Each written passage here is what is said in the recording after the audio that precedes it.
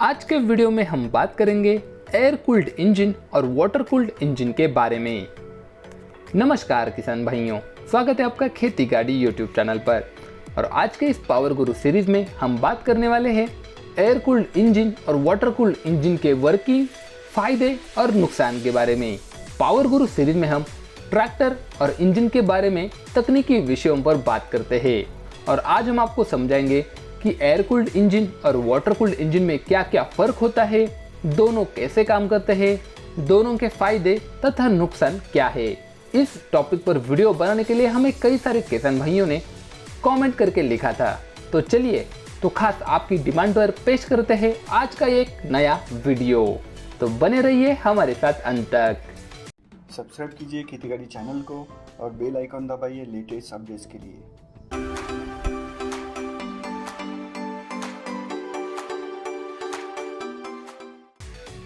देखिए, इंजन का काम होता है थर्मल एनर्जी यानी ऊष्मीय ऊर्जा को मैकेनिकल एनर्जी यानी यांत्रिक ऊर्जा में बदलना।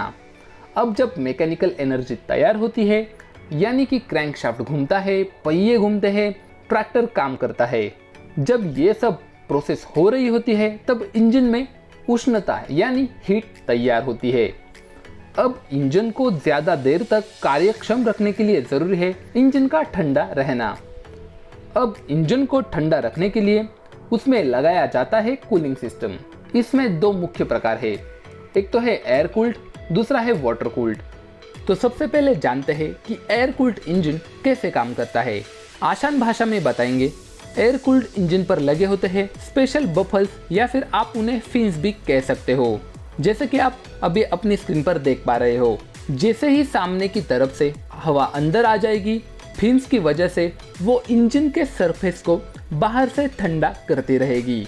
इंजन पर फिन्स का डिज़ाइन ऐसे किया जाता है कि इंजन में कोई भी जगह ऐसी न बचे जहां हवा न पहुंचे, यानी कि पूरा इंजन यूनिफॉर्मली ठंडा हो।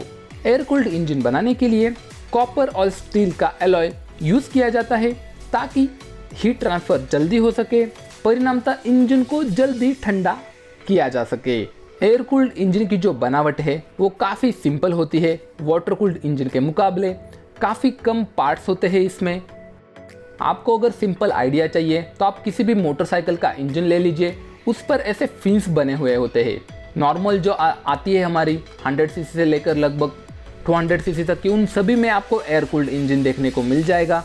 कुछ बाइक्स है जिसमें आपको ऑयल कूल्ड इंजन मिलता है, लेकिन वो कुछ ज़्यादा बड़ी तकनीक नहीं है। इंजन से ऑयल को सिर्फ बाहर निकाला जाता है, आगे एक रेडिएटर जैसा बनाया जाता है, उसमें ठंडा करके ऑयल फिर से इंजन में चला जाता है। यानी एयर कूल्ड इंजन कैसा होगा, कैसे काम करता होगा, इसकी आइडिया जो है वो आपको आ गई होगी। अब बात करते हैं वाटर कूल्ड इंजन के बारे में। फिर से बात करेंगे आसान भाषा में।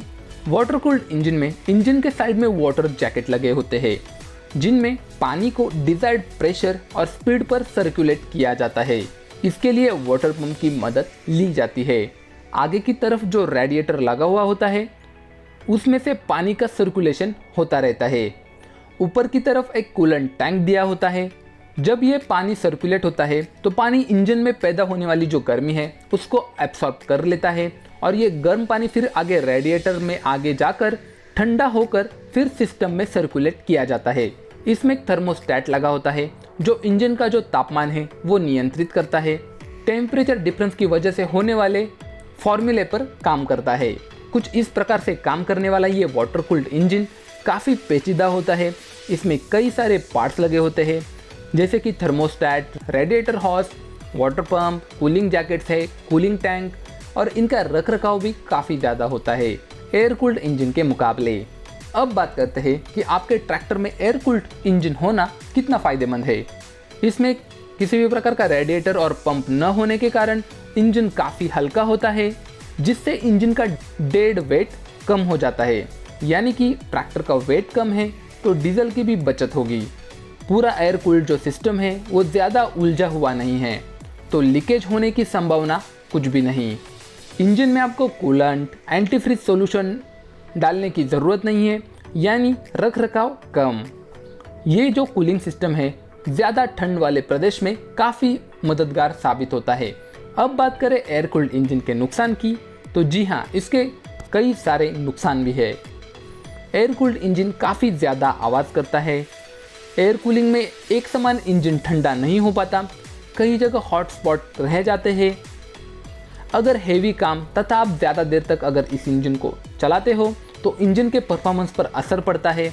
इंजन ज़्यादा गर्म होकर चलता है, जिससे आपका ऑयल भी जल्दी खराब हो सकता है। एयर कूलिंग सिस्टम बड़े ट्रैक्टर्स में यूज़ नहीं किया जा सकता। अब बात करते हैं वाटर कूल्ड इंजन के फायदों के बारे में। वाटर कूल्ड इंजन में cylinder head, valve, cylinder head और वॉल्व यूनिफॉर्म कूलिंग होता है, जिससे इंजन की परफॉर्मेंस काफ़ी अच्छी रहती है। वाटर कूल्ड तकनीक बड़े इंजन में हम आसानी से इस्तेमाल कर सकते हैं। हेवी ड्यूटी कामों में भी इसका परफॉर्मेंस अच्छा है। इससे इंजन जो है वो जल्दी गर्म नहीं होता, इसलिए आजकल सभी ट्रैक्टर्स में आपको वाटर कूल्ड इंजन देखने को मिल जाएंगे। आप वाटर कूल्ड इंजन को कहीं पे भी प्लेस कर सकते हो। मान लीजिए ट्रैक्टर में तो ये आगे की तरफ ही होता है, लेकिन वॉल्वो की कुछ आप बसेस देखोगे तो उसमें इंजन पीछे की तरफ होता है। वाटर कूल्ड इंजन में स्पेसिफिक फ्यूल कंजम्पशन में भी अच्छा सुधार होता है। साथ ही वाटर कूल्ड इंजन काफ़ी कम आवाज़ करता है अगर वो सही तरीके से काम कर रहा होगा तो। हर चीज़ के जैसे फ़ायदे और नुकसान हैं, वैसे ही वाटर कूल्ड इंजन के भी कुछ नुकसान हैं। वाटर पंप जो वाटर कूलिंग सिस्टम में यूज़ किया जाता है वो इंजन की कुछ ताकत इस्तेमाल करता है। यानी आसानी सी बात है कि इंजन थोड़ा सा लोड पर चलेगा, जिससे वर्किंग एफिशिएंसी में कुछ बदलाव आ सकता है। और मान लीजिए अगर वाटर कूलिंग सिस्टम में कोई प्रॉब्लम आ जाता है तो वो इंजन को काफ़ी बड़ा डैमेज कर सकते हैं, क्योंकि अगर जल्दी नोटिस नहीं किया गया तो इंजन ओवरहीट होकर सीज भी हो सकता है।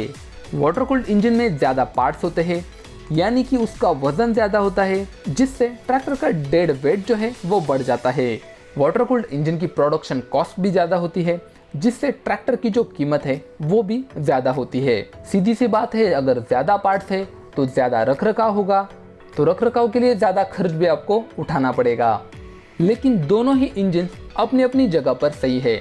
आपको आज भी आयशर के कई सारे ट्रैक्टर्स में एयर कूल्ड इंजन देखने को मिल जाएगा, जैसे कि आयशर 485 हो गया। ये ट्रैक्टर जाना जाता है कम डीजल खपत के लिए, कम रखरखाव के लिए। लेकिन अगर बात आती है हेवी कामों की तो उसके लिए आपको वाटर कूल्ड इंजन ही लेने पड़ेंगे।